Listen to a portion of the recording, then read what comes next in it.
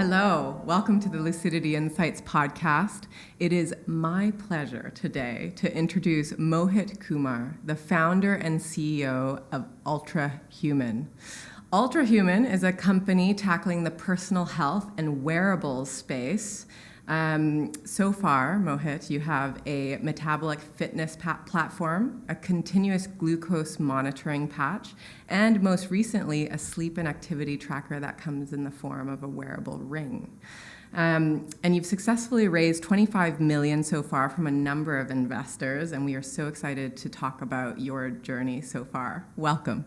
Thank you so much. Glad to be here. Yeah. You know, what was interesting to me about your story was that the previous company that you had, Runner, which was a B2B last mile logistics player, is very different from a sports, fitness, wearables, biohacking, best friend sort of companies. Yeah. And we, you know, I read a little bit about the story of you leaving when you guys had exited, actually, I think it was Zomato. And I kind of envisioned that you were burnt out from the startup scene, and then you went to Thailand to do some Muay Thai boxing and decided that you were going to put your health first. But that's not really the story. What's the story? How did UltraHuman come to you?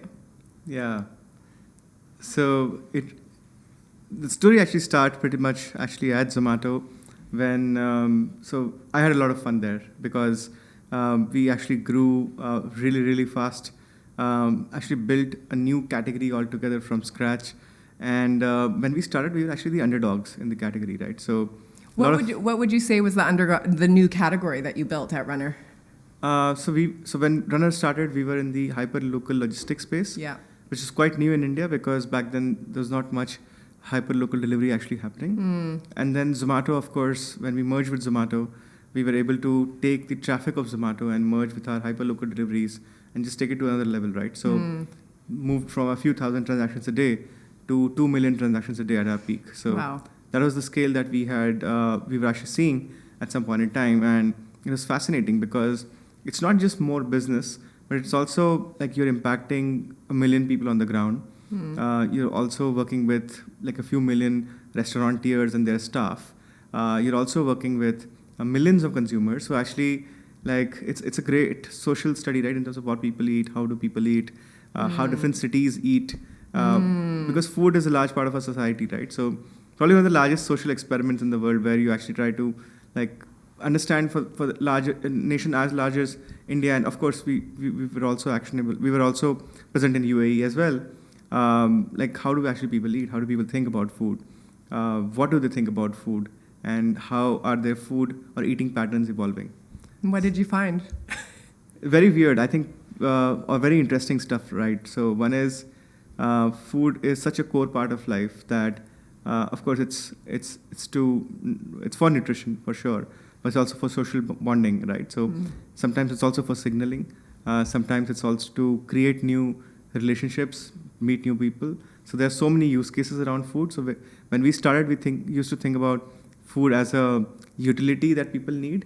But then when we started going deeper and deeper, food actually became, probably the most interesting part of people's lives sometimes, because a lot of people actually would connect over food, build social relationships over food.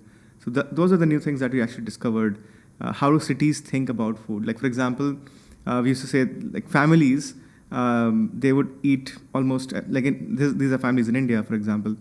They would never order breads. They would always order the main food because they would make breads in their home. And it's such a cultural thing to understand. And in UAE, it would be like totally different. So, yeah. And so how did you make that jump from, okay, you're at Zomato, they've acquired Runner, you've been there for a few years, and you decide, okay, it's time for me to leave. And were you thinking about already UltraHuman? So at Zomato, I had an amazing journey, as I mentioned, right? And I wanted to channel this new energy that I had in terms of growth in life to say, like, look, what's that one thing that I really want to do for the next 20, 30, 40, 50, and 100 years? And I thought that maybe, and I actually kept dabbling with this idea. Should I do something independent, or should I actually keep building within Zomato? And this crisis, this quarter-life crisis, was helpful because I thought maybe I'll just take a break and figure out like what happens, right? Maybe a new idea will come to me. So I took a break. Nothing happened. It was just a break. I had a lot of fun. And then this was the Muay Thai in Thailand. It was just before that. Okay. The Muay Thai Thailand gig was actually like a super engaging project. So after that, I thought that after the first break, I thought like, look, I'm not getting any new ideas. No wisdom is coming to me. So what do I do? And I spoke to a friend. The friend told me that, look, just enjoy, or just go ahead and do things that you enjoy. And why do you need to always think about work? Maybe you can just enjoy life and figure out where life takes you. So that's what I did. Initially, it was not very enjoyable because you have to train for like 6, 7, 8 hours a day at the camp. There's a camp called Tiger Muay Thai in Thailand. Yeah. It's pretty famous. It's on the street called Soi Thai Yad. It's called the fittest street in the world. So there are tons of CrossFit, Muay Thai, MMA gyms actually on the street. And people, basically on one side you have the mountain. It's called the Snake Mountain. And then basically beach is just 5 minutes away. So you could basically run up the mountain in the morning and then train at the gym and then chill at the beach after. So that's what I did for a few months and realized that there's a lot that you could... I actually observed a lot of athletes using data, especially glucose monitors, which was really intriguing. So there were people there using glucose monitors. They were using glucose monitors with a mechanical, like the physical reader. Yeah. And what they would do is they would just take the reading, take the SD card out, put it in a machine, download the data, apply some trace algorithms on it, and then interpret the data accordingly. My initial instinct reaction to that was, I can write a software for that. Why do you need to do all of that, right? So that's how it started. I love that. So you come home from this, you establish UltraHuman in 2019 with some 2020, co-founders. yeah. 2020. Yeah. Okay, 2020. And you also, at the end of that year, you ended up raising a seed round of $7.6 million from 2 VCs, Nexus and Bloom. I'm curious, at this point in time, what was your pitch to these VCs? And is UltraHuman today sort of in line with what you had initially imagined, or is it a different beast entirely? I think the second one is, actually the first one is easier. We basically said that we are going to do something and build something in the health and fitness space. And but there's a 99% chance that we might not end up building anything at all. So do you still want to take the bet? And the answer was a yes, because I think those are the 2 VCs who had already made money in the previous deal, or in the previous company that they had backed us, Runner, basically, right? They said, like, look, we know you guys, so I think you'll be responsible with our money. So that was the conversation. Interesting. We actually did not... Were they both backers of your former startup? Yeah, they were. Runner. They were. Okay. So we were lucky to actually have a little bit of our past credibility play a little bit of role there. And then after that, I think, interestingly, what we pitched was that the world of health and fitness is extremely noisy and cluttered, and we need a source of data to actually solve for that clutter. We did not know which data streams would actually be relevant in the future. Back then, we didn't even think about getting glucose marker available to people, which is a separate story which we'll talk about. But then it was just about, like, how do we make more actionable data available to people? Okay. And that's how it started. And that's why the first product that you launched was the UltraHuman app, right? In January 2021. My understanding is that it was a platform that contained home workouts, meditation, soundscapes, music, bedtime stories. Yeah. It sounds like a few other apps that are out there. Yeah. Was this part of the pitch, the hypothesis, the initial, reach out to these VCs to say, this is what we're going to build? Actually, no. So 2020, I think March is when we started. World was closed down. COVID. I think we didn't have many employees too. I think we were like In some ways, we were lucky because we didn't start after or at the peak of COVID, but just before, so that we were able to understand like how to pace this when we actually get into COVID. But like at that point in time, we didn't have a way to build anything at all in terms of hiring engineers, or world was a little bit in turmoil, so people didn't want to make a switch, all those things, right? So back then we thought that what's the least effort outcome that we could generate, and we thought that remote fitness is interesting because people do want to be healthy when they're at home. So what can we actually build there? So we sprinted for 3 months and got something out, and that was the first effort. That was the first experiment that we did, followed by the glucose monitoring experiment. Interesting. And I love that you guys chose this glucose monitoring, because there's a lot of wearables out there. I think it's a bold choice because, you know, the Ring, you guys already have that. I've been wearing a sleep tracker for 10 years now. There's wearables, bracelets, all sorts of things. But you guys decided that your first wearable or biomarker tracker was going to be a semi-invasive continuous glucose monitor, which I find fascinating. And so 6 months after you guys launched the app, in June 2021 or summer 2021, you came out with UltraHuman Cyborg, or what you guys have renamed as UltraHuman M1, I think. Which is a medical-grade continuous glucose monitoring device. Tell us about this. Tell me why you guys decided continuous glucose monitoring. I know in terms of biohackers, hardcore athletes, this is definitely the holy mecca. But if you guys are talking about, hey, getting the whole world a little bit healthier, it's a little bit harder of a sell, isn't it, to get people to insert this into their arms? That's what we thought too. In 2021, we, of course, this is very popular with athletes, right? Using, especially cyclists. I come from a cycling background, so spoke to a lot of cyclists who were already using it to fuel their zone 3, zone 4, zone 5. And we thought that maybe we can start with the cycling category and similar cardiovascular intensive categories, or where we actually give this product to people. And that's what we did. We actually got the product out to a few athletes initially. And along with that, we did a small social experiment. Me and my co-founder, we just tweeted that this is what we have been working on. Would you want to give it a spin? With a link to the waitlist, basically. And our instinct said that, like, look, we'll probably have like a few hundred, max 1,000 people joining the waitlist in India. Within a couple of months, we had 150,000 people join the waitlist. What? For a continuous glucose monitor, and did you guys have an app or any image, or was it just, how were people getting this? Just a tweet.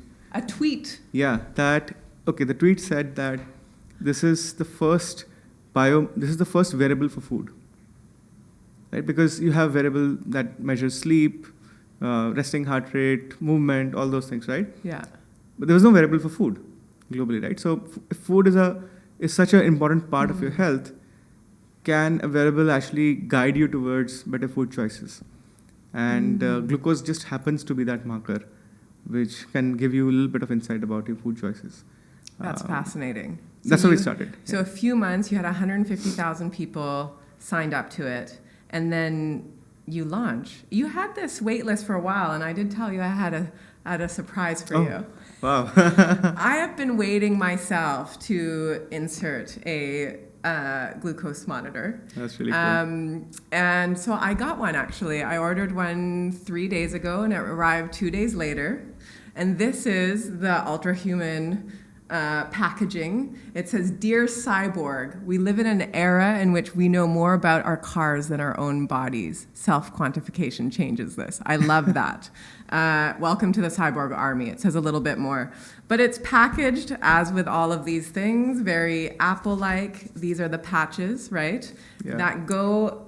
There's something that I actually have to pierce into my arm, which is right here. There's I've ordered 2 months, the sensor, and then it actually stays in my arm for 2 weeks. 2 weeks, yes. And I'm really excited about this because I intermittent fast. I'm a bit of a biohacker myself, and I've always wondered if I do like a little bit of soy milk in my coffee in the morning. And for some people, it spikes their glucose, and for other people it doesn't. Yeah. And so this is why it's so personalized medicine, personalized health. Super excited to try this. But yeah, tell us that from that point on, you have 150,000 people waiting on a wait list. My understanding is that you guys kept that wait list for a while. Why did you guys need, at some point I think you could only fulfill so many orders. What was the slowdown? Especially because I think you guys partnered with, is it Abbott? Yeah. Was it difficult to send these out? Was it a licensing issue? Why not service all of these people? We didn't have the software ready. Okay. When we tweeted, it was just us looking at an athlete's data and actually working on each athlete manually, right? Giving them trends, insights. And we were starting to write the software for the app, but we didn't have it ready. Wow. And we obviously shipped the first version in 3 months, but then we wanted to give it to people who actually gave us the most, you can say, lack of a better word, the most actionable feedback from the system. Like, for example, if the feedback repeats in the same way, like we know that there's a bug and the same feedback repeats, it's not very actionable. Right. We wanted to give it to people who were like quite diverse in their approach towards this. So, for example, we got divers to use this, cricketers to use this, cyclists to use this, entrepreneurs to use this, mathematicians to use this, people playing chess to use this, see like how the glucose trends during like an intense 12-hour chess match, right? So trying to create many stories. Like we actually had instances where a traffic cop was using this and basically glucose would spike during congestion hours. Oh, wow. And all those stories basically. So those were the initial experiments that we did. And then when we thought that, like, look, the software is in the right shape, I think we can now actually push it to masses to get it to people. How long was that beta testing period, and how many? 1 year. Yeah. And how many people were you testing it on? Approximately 5,000 people. 5,000 people. We also did a clinical trial, like a double-blind placebo clinical trial, basically with close to around 100 people. It was one of the largest clinical trials in the world back then. Okay. Around understanding the glucose patterns of non-diabetic people. So there are a lot of clinical trials done on diabetic people because glucose and diabetes go together. But then what does healthy glucose in a non-diabetic look like? There's no data. So what we did was we looked at their glucose data plus merged it back with their genetic, microbiome, blood testing, all those markers. And that's what we did for almost 1.5 years. Okay. This is a critical question for me, actually, because, when I look at this from a business standpoint, if I put myself in a VC's shoes, I look at this and go, okay, slightly invasive, but you've done this tweet. There's 150,000 people that have said, I will do this. Yeah. But it's not something I'm going to buy and put into my arm 24/7. If I'm training for a marathon, maybe. But the reality is I'm probably going to be a one-time user. There's a significant group of us that's going to just teach ourselves about what we're eating and how it spikes and then go, I don't need to do this all the time. Yeah. And then there's some that might do it every year, just as like a reset. And then there's a smaller pool that will have it maybe more often that are training athletes. Yeah. This is not a subscription model. I'm going to build revenue on revenue on revenue. And then we're talking about the diabetic group. So this group, though, they may actually use it more consistently. So I'm curious, is this just for, and I don't want to say healthy because there's a lot of healthy diabetics, but is this more made for the healthy population, which is actually less of a revenue base, or do you have a breakdown of actually this percentage of our consumer base are diabetics that need this continuously? You'll be surprised. 88% of our base is non-diabetic. 88%. 88%. Okay. And even for the 12%, we actually have a strong disclaimer that this is not the platform, and the scores and the nudges are not for diabetics yet. Okay. But even then, we will use it because just because glucose is such a relevant marker for diabetics. Sure. As a business. Sure. In 2021, when we started, the average number of CGMs per user per year was around less than 2, slightly less than 2. So yes. 1.9. So which basically means that people were not even using 2 sensors, or even a month, right? Yeah. Interesting as a product, but maybe a terrible business, right? Yeah. In 2021. Yeah. 2022, this number 1.9 was around 3.5. So the same people, and 60% of them retained, were using somewhere between like 3 to 4 sensors every year. And we were trying to understand what really changed. A lot of that stemmed from people who tried out the CGM once, understood the value, and they came back again after a few months. And when they came back, they actually bought a slightly longer plan. 2023, this number was around 6.5. So people continued for somewhere between 3 to 6 months. More around 3 months, generally speaking. Interesting. So what we're seeing happening here is that people are trying out, obviously, like in the world of fitness and health, people do try out tons of things, right? Think of like tons of supplements that are being bombarded towards us. Like, oh, try this, eat that, eat ashwagandha, eat XYZ. Magnesium changes your life. Basically, EPA changes your life, all of those things, right? You have all the influencers on Twitter, Instagram, everybody telling you, just take this and your life will change. Right. But you don't have any source of data. And I think people are getting frustrated by not having the source of truth in their own hands. That's interesting. I could totally see that. So I can see 2 different groups. One where they're learning, they're trying things out, and then they go, okay, I'm just going to live my life in this new way for a while. And then maybe in 6 months, maybe in a year, I come back to it to reteach myself, but also to see, hey, I've been working out for the last year in a different way. Maybe my glucose spikes look differently now because my body has changed. Yeah. And then there's another group, which is, getting bombarded by all of these other products out there, and they're going, I want to see if this product is actually working or if this new diet is working. And so every time they decide to make a major life change, they're actually using the glucose monitor to see the actual impact on their bodies. Yeah. That's interesting. So what we believe is that anything that becomes a habit has to have a dopamine effect in the body, right? So, for example, if I'm addicted to cookies, it's dopamine because it's sugar. Health by default is anti-dopamine because you go to the gym and you necessarily don't get dopamine rush by lifting weights. But if you could add the layer of curiosity on top of it, which is how did this affect my life? Curiosity is dopamine. So that's what we're trying to bring to this space. Curiosity is dopamine. I love that. Okay, I wanted to also touch base. So 2 months after you launched the continuous glucose monitor, you raised another $17.5 million. And I noticed that about out of the 16, 17 investors you had on there, the vast majority were angel investors, and some of them quite prominent. I want to understand quickly, what was your strategy behind that? Were you targeting specific athletes? What was it that you were getting out of the angel investment versus going, I know you had a few VCs there as well, but going the sort of corporate VC firm route?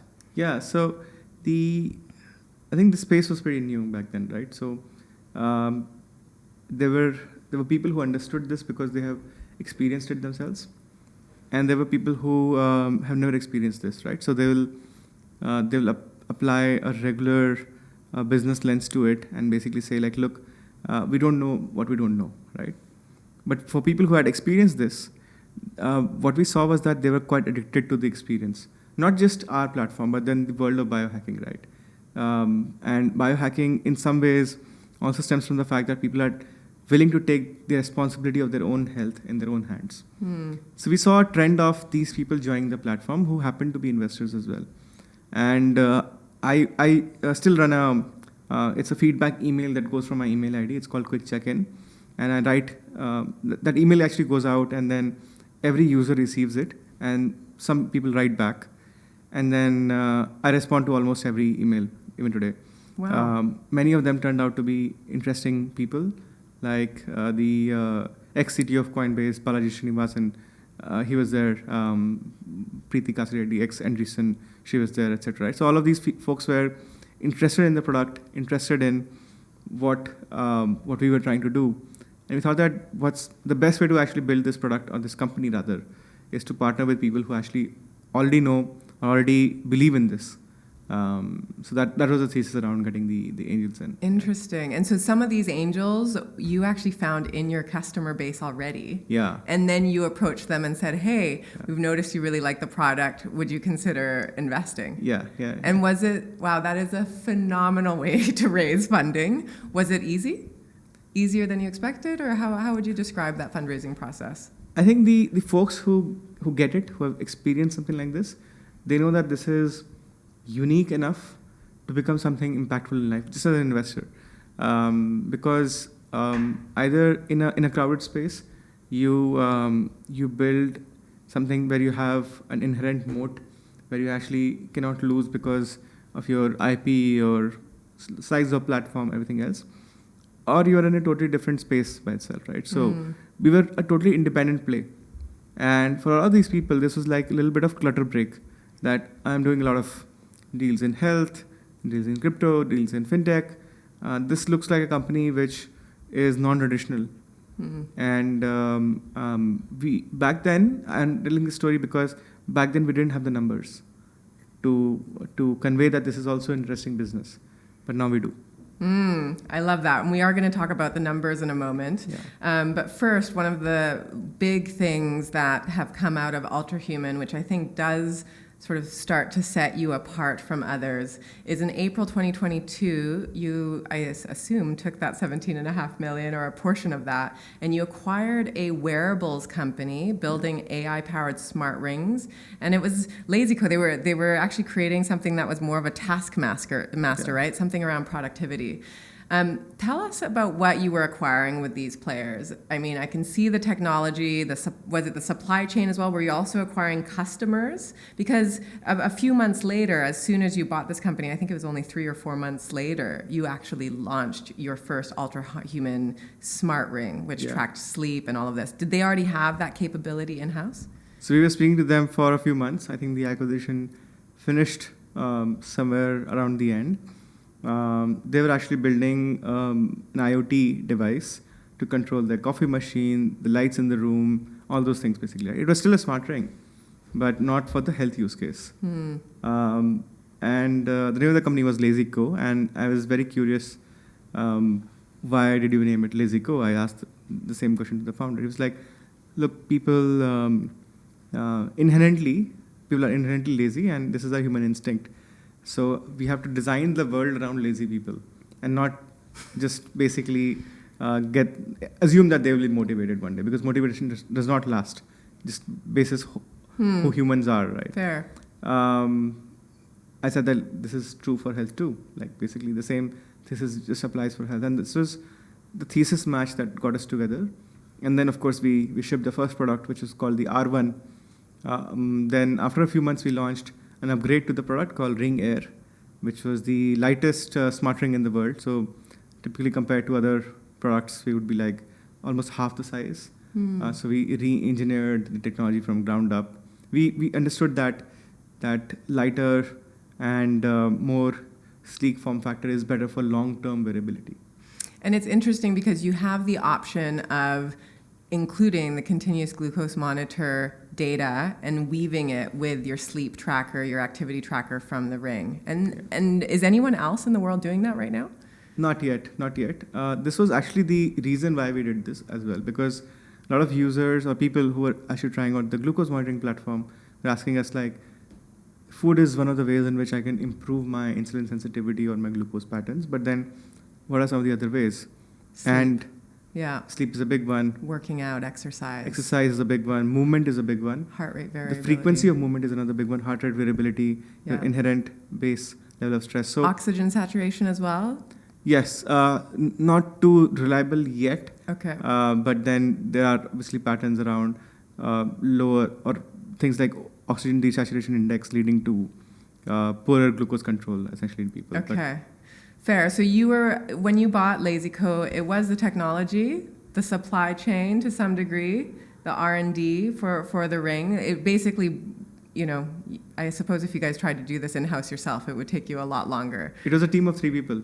Really? Okay. So you were buying 3 people. Yeah. I mean, it was a thesis match. We got excited by the thesis of lazy wearables. this is the design constraint of how do we make someone who does not have motivation still get healthy, right? So that's how we started back then. And what's interesting is that your ring is the same sort of price point as global wearable rings and comparables. I have 2 questions here. One is ring versus bracelet. Did you guys have that conversation internally? Because I know I've been wearing a ring forever. On one hand, it's consistent. You can wear it all the time. Yeah. On the other hand, if you are someone who lifts weights and exercises, there are some sports that are really difficult to do with a ring. Absolutely. What was the internal dialogue that you guys had amongst the founding team? We got 50% people on a wrist-based wearable, 50% of them wearing a ring, our own ring, of course. This was the R1. And the percentage of hours for which people kept the product on was significantly different.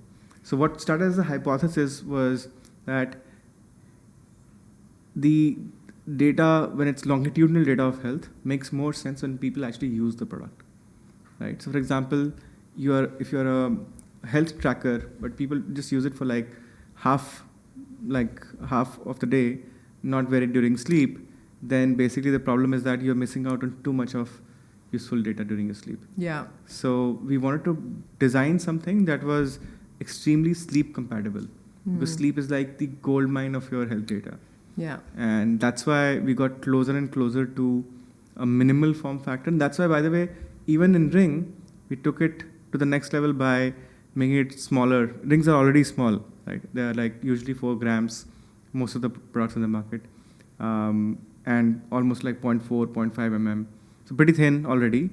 We took it to the next level by redesigning from ground up, minimized electronics even further, and ring air was almost around 2 grams. So it's almost half the size. And in your first 6 months, I've read somewhere that you had 4,000 rings that were already delivered, sold. How many rings have you guys sold so far? A good question. So I think this number would be somewhere between 60 to 70,000 right now. Wow. Okay. We are shipping almost 10,000 a month now. Okay. Yeah. 10,000 a month. Yes. And what you guys have done differently is that it's a no subscription model. And so this is different from the rest of your incumbents and competitors out there. Yeah. Talk a little bit about this, because I've also read an article recently that you're talking about your path to profitability. You guys aren't profitable yet, but you're really focused on that. How close can you get without a subscription? We have been profitable for a quarter. Okay. Yeah. So we just turned profitable a quarter ago. Okay. Both EBITDA, congratulations. Thank you so much. This is a big milestone. Yeah. Both EBITDA and cash flow. Okay. And I think, and this actually stemmed from the decision around no subscription, stemmed from a user conversation, right? That if you ask 100 users today, would they actually want to pay more money for the same product? 60% would say no, almost 60 to 70%. 30% would say for higher value, I would pay more money. Right? This is absolutely question number 1. Question number 2, same set of people, ask them, would you pay a higher fee, which is transparent, or would you pay a subscription? 95% of people actually said, I don't want a subscription in my life.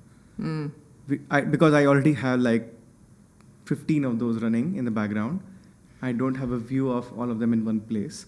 And every 3 months, I end up cleaning one of these because I'm not using the product. Yeah. So charge me more. Basically, tell me how much you're going to charge. But then don't have a hanging in the background subscription running when I'm not using the product. Absolutely. Right. Yeah. So that was the first user consideration. And this was point number 1. Point number 2 was we define the LTV of our consumers as perpetual. So basically people till the time people are alive, right? Because we actually want you to live longer so that you can obviously use more of our stuff, but of course live a healthier life as well, right? Yeah. So our true LTV is 30, 35, 40, 50 years, right? For the people that we are serving, or even more. And if we have to build a company for those people for 50 years of usage, we can't really have something which is not user-friendly or not people-friendly, adds another level of anxiety to their life. When they're not using the product, we're still making money. Those were the principles that we did not agree on. Whether or not we make money, but incidentally, we ended up making money too. I love that. Yeah. I love that. Mohit, we could talk about this for hours on end, but I recognize that you've got a speaking engagement to run off to. So I'm going to end by asking you this. What's next for UltraHuman? I mean, from where I sit, I would love to see, so you've got a continuous glucose monitor. Now you've got a wearable ring.